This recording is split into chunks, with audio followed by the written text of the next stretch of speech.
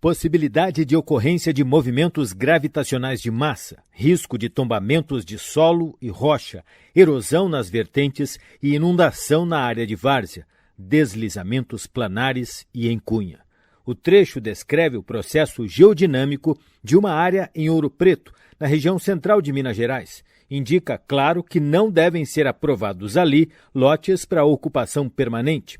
O trabalho consta em uma das cartas geotécnicas de aptidão à urbanização, disponíveis no site do Ministério do Desenvolvimento Regional.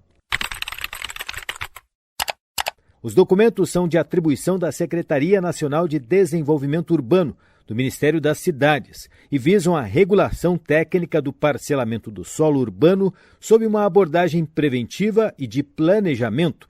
A meta é finalizar a análise em 106 municípios listados dentre os mais críticos do Brasil. Esta é uma das frentes articuladas entre as universidades públicas e o Poder Executivo para tentar minimizar os impactos decorrentes das chuvas no país.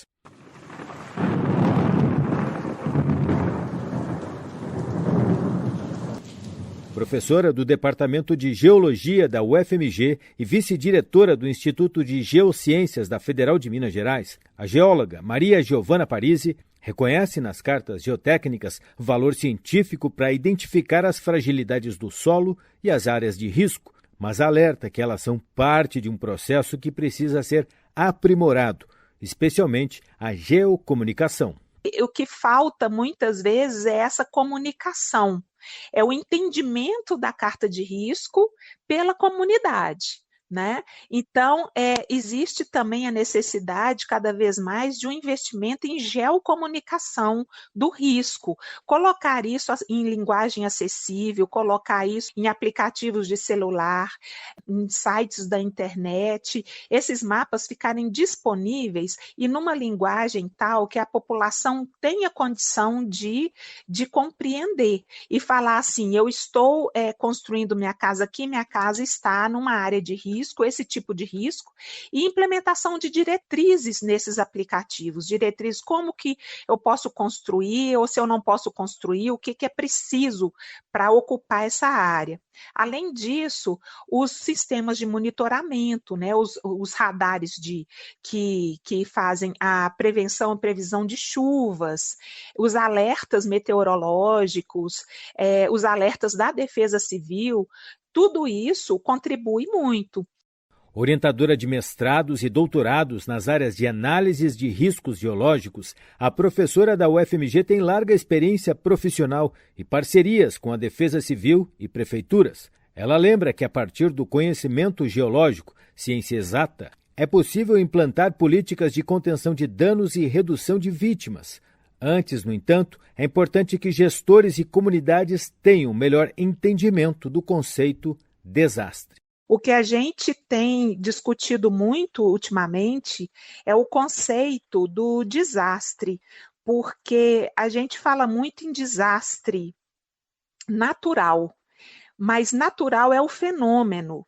E o que o Banco Mundial, as Nações Unidas têm discutido muito é que considerar um desastre natural é desconsiderar o que não é natural, que é a condição insalubre que as pessoas vivem, né?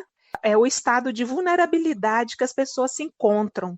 E é esse estado de vulnerabilidade que agrava as consequências após um fenômeno natural. E aí a gente vai ter o desastre, né? O geólogo Pedro Garcia atesta a defesa da professora da UFMG e lembra que as mudanças climáticas provocadas pelo desmatamento, as queimadas e a ocupação desordenada do solo agravam o cenário de risco. O aquecimento global gera fortes chuvas e concentradas e inundações de rios, como a cheia do Rio Negro, que subiu 30 metros neste ano.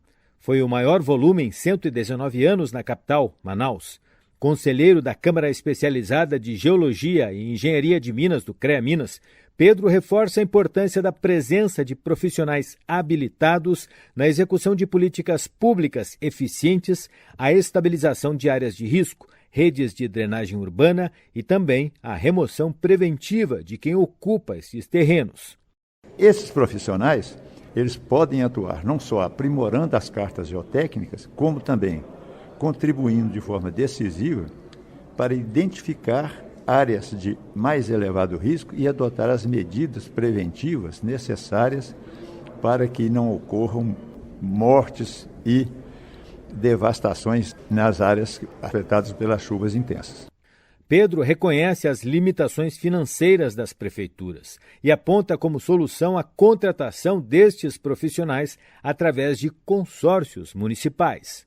Na mesma forma que hoje existem os consórcios para coleta de resíduos urbanos, formado por vários municípios, você poderia fazer também os consórcios municipais de equipes técnicas para dar suporte a essas prefeituras de menor recurso.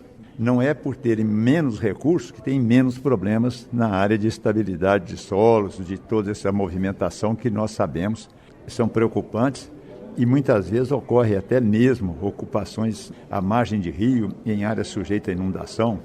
Isso é uma tônica em muitos municípios mineiros e que poderia ser evitado com esse trabalho preventivo exercido por consórcios de municípios que dotassem essas áreas de equipes técnicas habilitadas para contribuir no combate a essas irregularidades. A atenção às áreas de risco e adequação das redes de drenagem urbana ao crescimento das cidades estão entre as prioridades defendidas na cartilha Ideias e Soluções para os Municípios, contribuições da engenharia, da agronomia e das geociências, produzida pelo CREA Minas. O documento entregue à Associação de Municípios, Prefeitos e Vereadores reforça a importância da participação dos profissionais na construção de políticas públicas e alerta, neste contexto, da necessidade de se implantar a proteção e defesa civil municipal nas cidades, estabelecer planos de contingência para atendimento nos momentos de desastres e treinar os recursos humanos, especialmente nos trabalhos de resgate.